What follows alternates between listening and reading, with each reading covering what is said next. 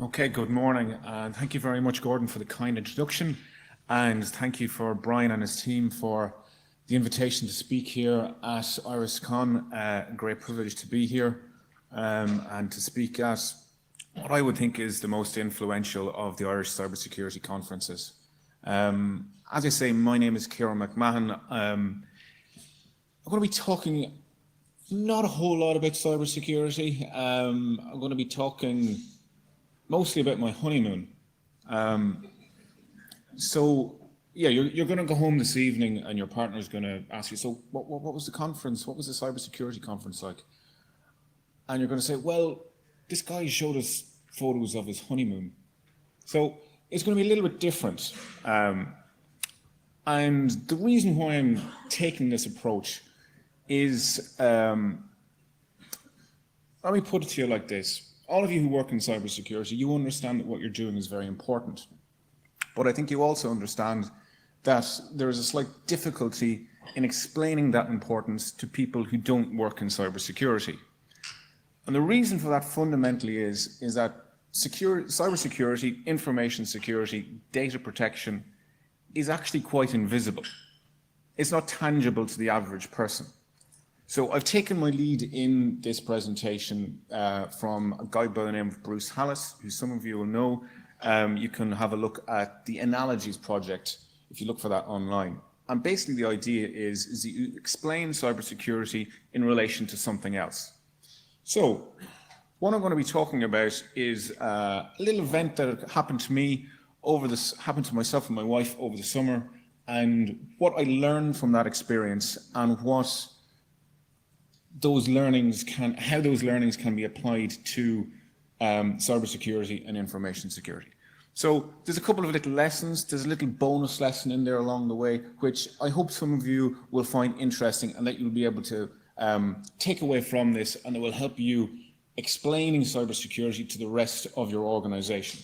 So let me just set the scene. Myself and my wife got married last December. And we're still married. Thank you very much. We had our honeymoon in July. So if anyone's getting married, I'd recommend leaving some time after the wedding before you have the honeymoon. It's great because you have something else to look forward to. So we went to Greek island of Kos. Some of you might know where this is going. Lovely island in the Dodecanese. It's kind of close to Turkey. Temperature in July was around 29 to 32 degrees Celsius. Lovely weather, nice onshore breeze, great seafood. Wine was okay, but the portions and the measures of spirits, importantly, were very large. Because what happened halfway through the honeymoon, at 1:30 on the 22nd of July, so myself and my wife had gone to bed about, say, 11 o'clock. So you're in pretty much deep sleep at 1:30. A 6.7 magnitude earthquake struck, about maybe 5 kilometers away from the hotel. It's a moment I'll never forget. We were both asleep, and I woke up. I was like, something's not quite right. And then it hit again. And if you can imagine, you're in bed, you're asleep. If you can imagine the Leinster pack on one side of the bed and the Munster pack on the other side of the bed, and they're going like this with the bed, and you're in it, and it's dark, and it's very, very loud. Extreme shaking, alarms going off. I grabbed hold of my wife. I held on to her for dear life, put my hand over her head. It probably was only about 10 seconds, but it felt like about 2.5 minutes. My wife thought it was a terrorist attack, but I thought it was, I knew it was something natural. It wasn't man-made, because the power of it, you could feel it was so deep under the ground. It was incredible.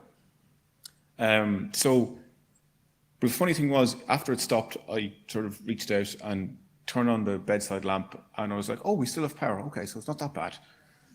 But the next thing I saw was, as I looked, there was a crack down by the side of the bed, and it was just like running a knife through cheese or something. It was just, like the plaster was just crumbling. Plaster was coming out of the walls, and I was like, okay, I think we better get dressed and get out of here. So I turned to my wife and I said, okay, let's just grab the things that we need and get out of here.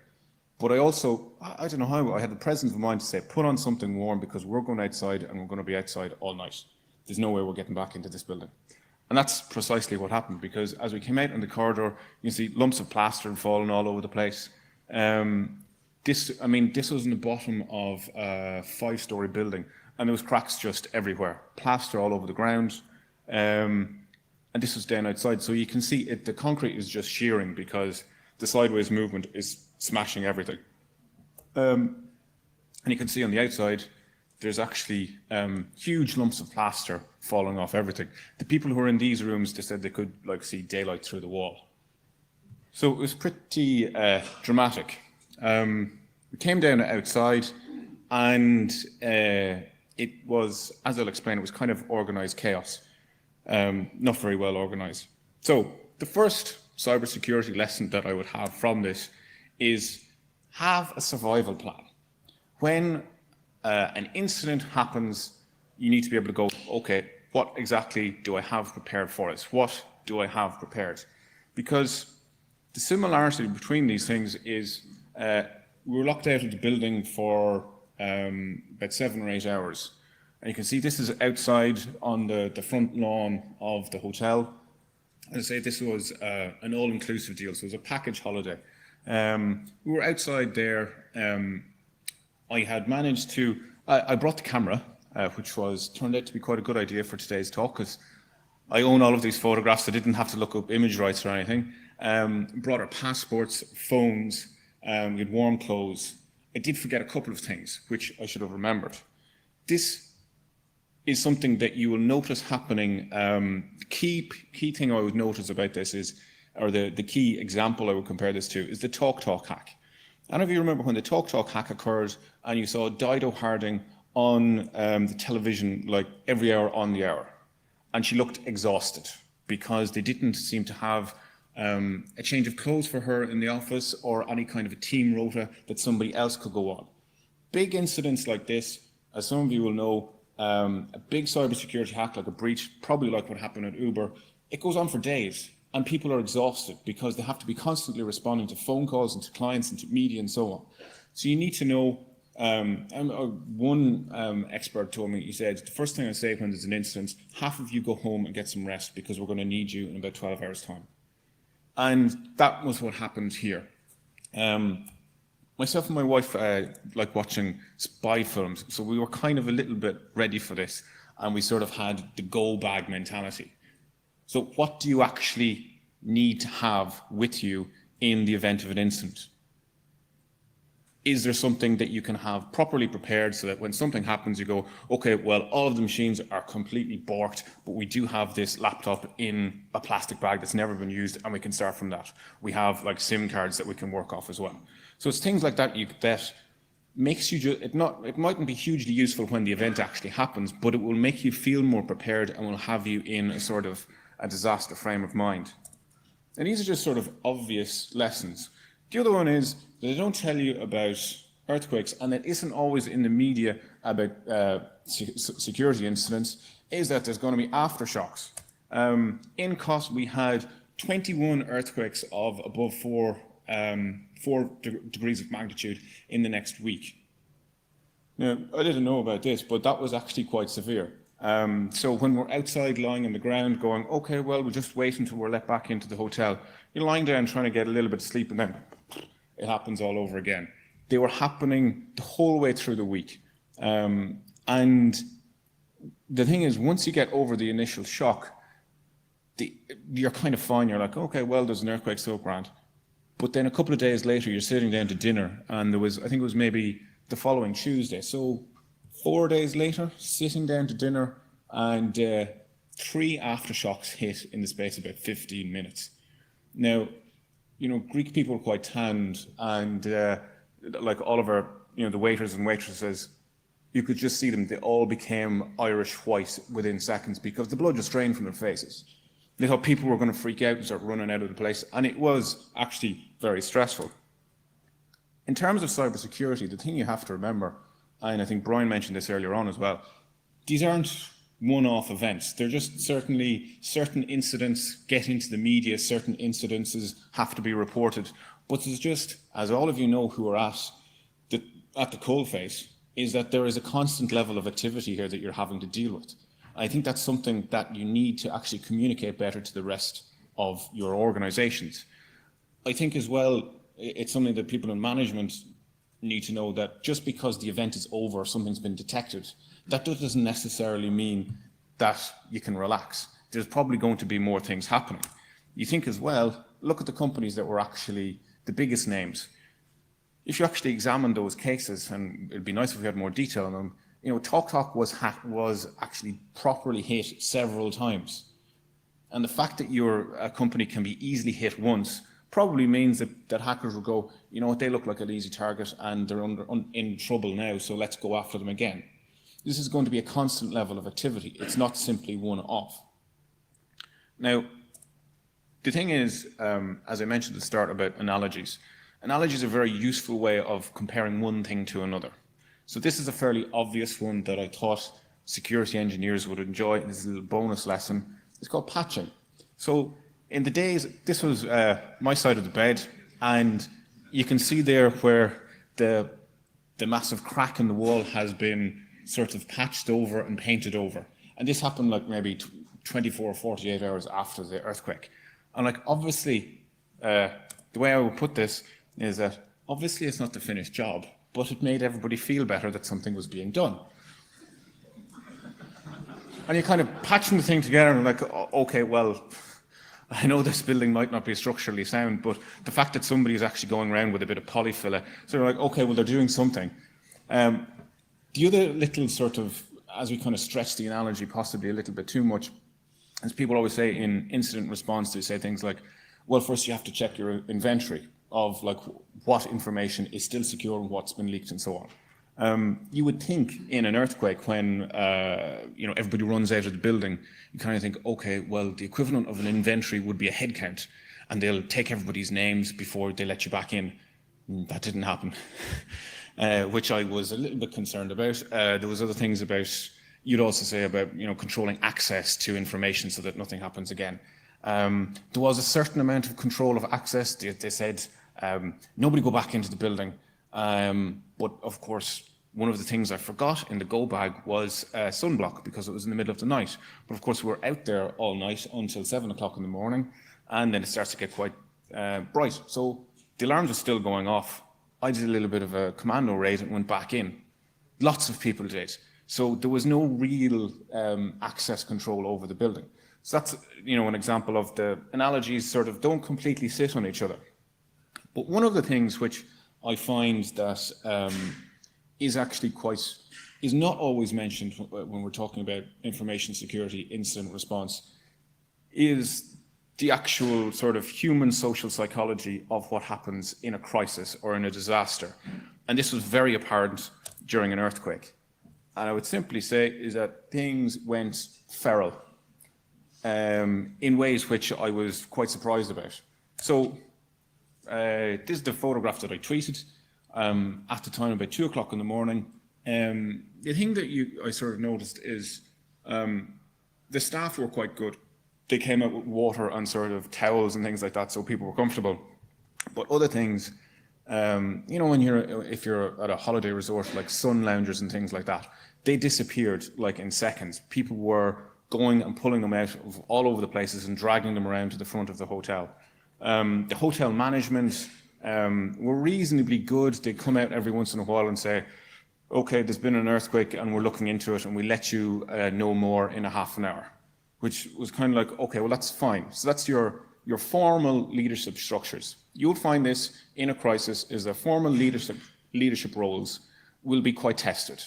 And you will find if somebody is a manager or a leader and if they actually have any strength of character at all. The other thing I noticed in this situation was that, of course, all of the all of the Irish people and the Brits sort of, oh God, this is terrible, isn't it? Oh, Jesus, it's great crack, ha, ha, ha, and all that sort of thing. A very tall German man wandered around who had a rucksack and was explaining things in multiple different languages to lots of different people, telling everybody what was going on. So this is what I call informal leadership. You will find in certain, when your social structures are attacked by a crisis event, is that informal leadership will pop up. So you will find that some of your staff will actually show a bit of willing and will actually start doing things in a very useful way. But you may find that other people just simply walk off the park. So the thing that I would point out, as I said, if it doesn't look like somebody's in control, it'll be every man for himself very quickly. And I said this doesn't just mean your competitors. I mean, if it looks like your company is in trouble, other companies will try and swoop in and steal your business. Your supply chain as well might say, I don't think we can trust these guys. It looks like they're in trouble. They may start to move things very quickly. But the thing you really want to look out for is your co-workers. Are they going to actually walk off the park? Because here's a famous one.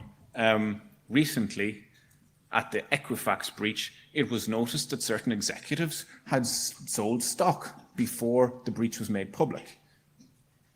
Now, they've recently been cleared by their board, but this looks very much like insider trading, that they used their knowledge of the breach, or that they may have had knowledge of the breach, and that they started dumping their stock.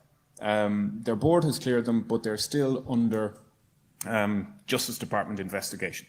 So this is something which I would suspect as a psychologist, is that any crisis event, somebody is going to try and take advantage of it. And they may be people within your own organization. So that is something that you have to keep an eye out for. The other thing, which is actually stressed an awful lot in incident response, is to have some sort of communication plan.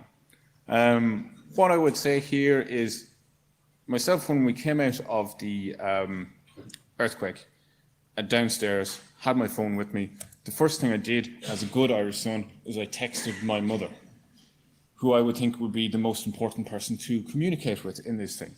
Now, the thing I did remember to do as well is that I also texted my sister, who lives next door to my mother, because I figured Mum probably won't have her phone on, and she didn't. So if I hadn't texted my sister, who then rang my mother probably would have first heard about this on Morning Ireland, which is not something you really want to happen. Your mother turns on the radio in the morning and hears your son talking about surviving an earthquake.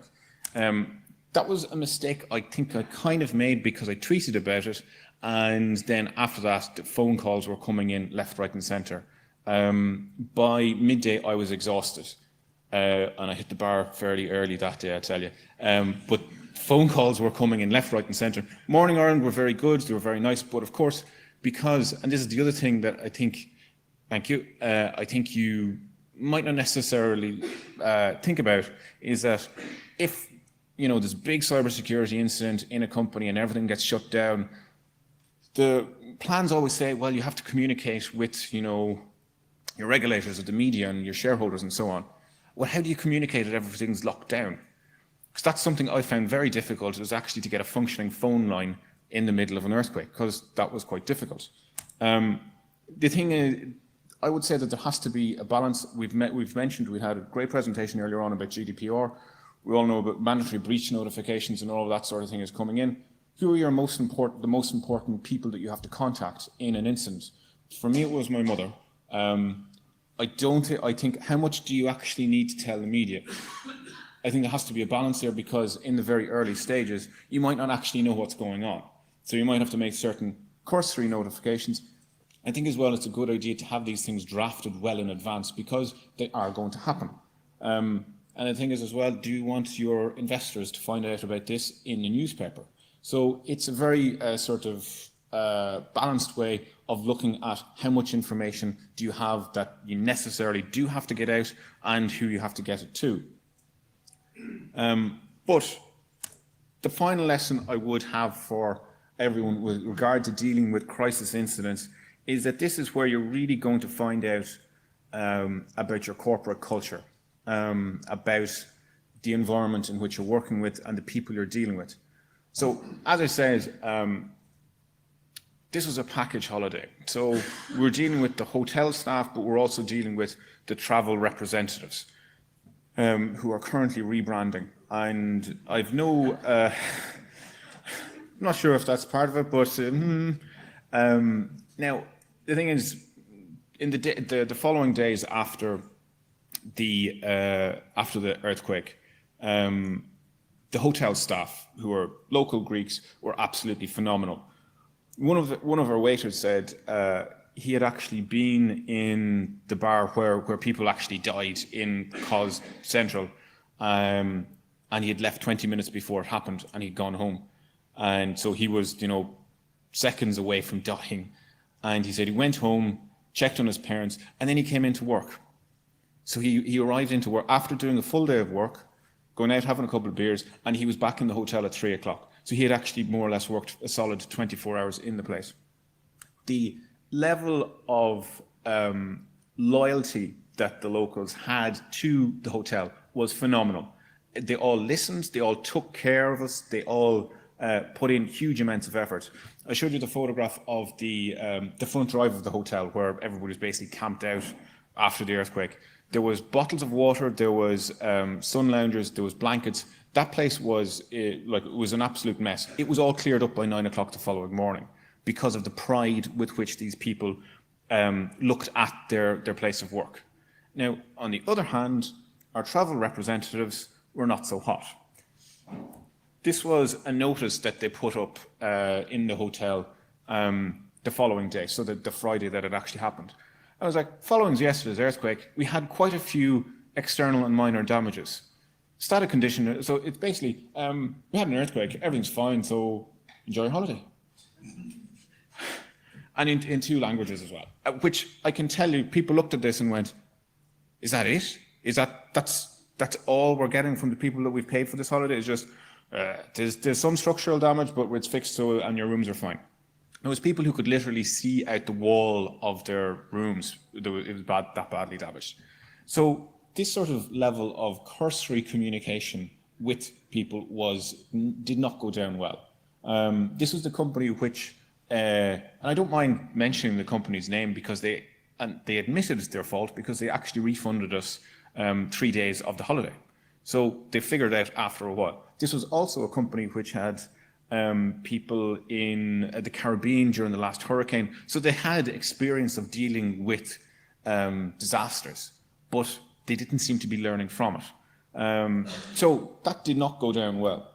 I would say to you very clearly, it will test personal relationships. Some people will react during an incident, say, oh, computer's down, well, I'm going home. Early scoops. Or some people will go, you know what? And there was a really, it was earlier on this year during the NotPetya incident that didn't really affect the health service here. And I heard a story that I think it was in somewhere, some sort of like a primary care centre, that a nurse kind of like put a notice up on the door and wouldn't let people into the building. And it was a little bit misguided, but it was the fact that she was like, this is a big deal, we don't know what we can do here. She was not technically proficient, but she was like, no, you can't open the computers at all. And I was like, it shows her loyalty to her job. Completely misguided, but loyalty to the job. But which do you want in these situations? So as I say, this is something which, there's only so much of this that can be trained. An awful lot of this is going to reflect on personal relationships, thank you, and how people deal with each other, and the respect that they have, how trusted they are by the company, and how much they feel that they owe the company. So, to conclude, as I said, myself and my wife were there on our honeymoon, and as I communicated to my mother that we were safe and everything's fine, what I didn't actually tell her at the time, what she didn't know, was that my mother was on her way to becoming a grandmother. My wife was actually pregnant at the time. And so my wife is now 6 months pregnant. And that's why all of this affected me so personally, was that when we were sitting there, when we were lying there in the bed as the earthquake struck, my wife was actually carrying twins. So that's what I'm saying to you, is that these sort of incidences are very important. I think, really, if I was to leave you with one message, protect your data as carefully and as passionately as I protected my infant twins. Thank you very much.